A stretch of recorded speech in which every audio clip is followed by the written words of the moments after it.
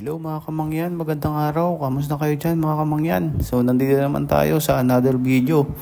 So ngayon nga guys, magluluto tayo ngayon ng ginisang gulay. Nalalagyan natin ng prito guys. Ilalagay natin dyan sa ating gulay. So ayan nga guys, nagready na po tayo ng kawali at ipinarito na po natin yung ilalagay po nating isda sa gulay. So ang tawag po sa amin yan guys, na isda na yan is uping nga pala guys, ang tawag sa isda niyan sa amin guys. Sa inyo guys, ano bang tawag sa inyo ng ganyang isda guys?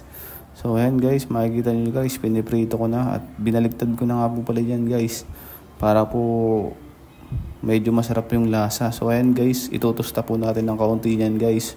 Pagkatapos nga pala yan guys, is naggisa na nga po pala ako ng bawang sibuyas.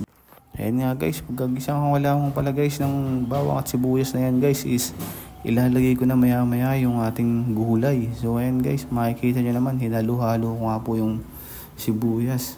O ayan, pagkatapos nyan is nilagay ko na rin po yung bawang. Ayan, makikita nyo guys, hinalo-halo ko na po yan.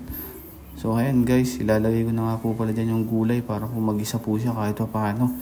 So ayan guys, hindi nga po pala natin lalagyan ng maraming sabaw guys, kasi mas masarap nga po pala yung gulay kapag kukunti yung sabaw guys. So ayun na nga guys, nilagyan ko nga po pala ng konting tuyo yan guys, para medyo masarap po yung lasa. So at pagkatapos nga yan guys, is hinalo-halo ko na nga po pala yung ating ginasang gulay na napakasarap. So ayun guys, sa inyo ba guys, anong tawag sa ganyang luto nyan guys? Sobrang sarap yan guys, dito sa amin is napakasarap kapag may ganyan kong ulam is. Ayan nga guys, binuhusan ko na rin po pala dyan ng tubig. Nilagyan ko ng konting sabaw.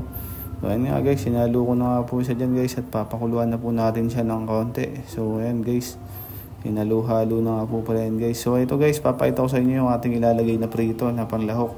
Makikita nyo guys, kalahati lang yan guys. So ayan, makikita nyo naman guys, paglagay ng prito guys. So ayan, dahan-dahan na nga po natin ilagay yung prito. So ayan guys, tatlo nga po pala yung ilalagay natin dyan. Yung tatlo pong yan is sapat na po dyan sa ating konting gulay. So ayan guys, makikita nyo naman, sobrang napakasarap nyan. So pag naluto yan guys, talagang mabubusog kayo dyan. So ayan nga guys, hinalo-halo ko nga po pala yung ating sahog na yan guys. At tinignan ko na rin guys kung medyo malambot na yung kalabasa. So ayan guys, makikita nyo naman talagang napakakunti ng sabaw nyan guys, kasi mas malinamnam yung gulay kapag konti lang yung sabaw. So ayan, ang mga nilagay ko nga po pala dyan gulay guys is mayroong okra yan, mayroong sitaw sa kalabasa, tas may talong din guys, hindi yan mawawala. So ayan guys, ayan po muna yung ating video sa ngayong araw. So maraming salamat po sa inyong walang sawang panonood sa mga video ni Kamangyan. So ayan po, thank you guys, marami pong salamat.